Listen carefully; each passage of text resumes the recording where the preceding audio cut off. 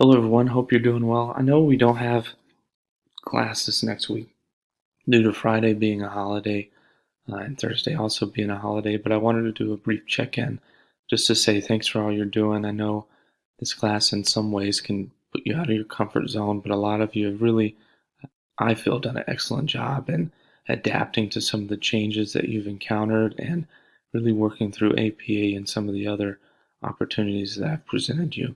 I want to present a reminder to you just based on this off week. I will actually be working, so feel free to reach out to me at any point in time. But I think it's a great time to continue your APA research. Please email me your paper if you want me to take a look at it and give you any feedback. I think that's really important, especially when it comes to the APA format piece. I'm happy to take a look at things, tell you where to place them. It's not going to be easy for you coming out of the gate, being new to APA.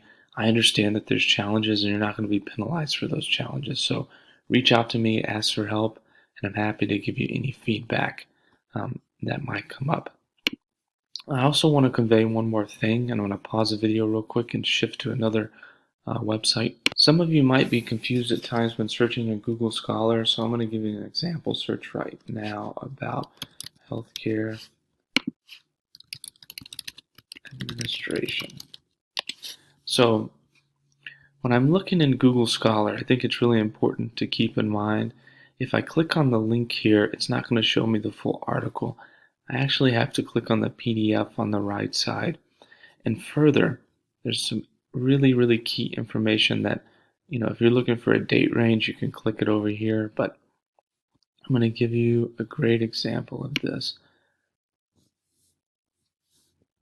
as this pulls up. Don't feel like you have to include the web URL either in your citation, because I don't think that's important.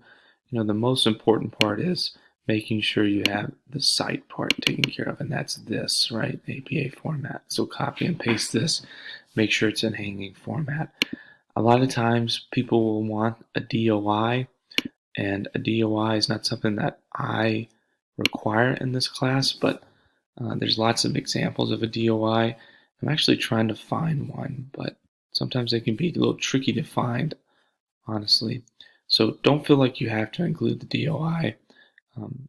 It's not something that in this class we're really going to be focusing on, but I'm going to look one more just to see if I can find it for you. So as you can tell, this is it right here.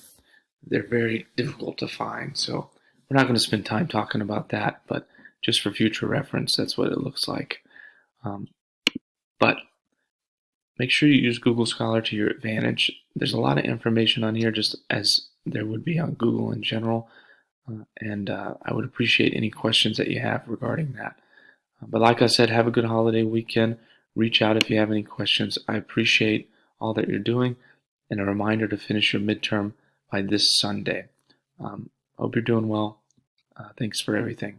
Have a good holiday.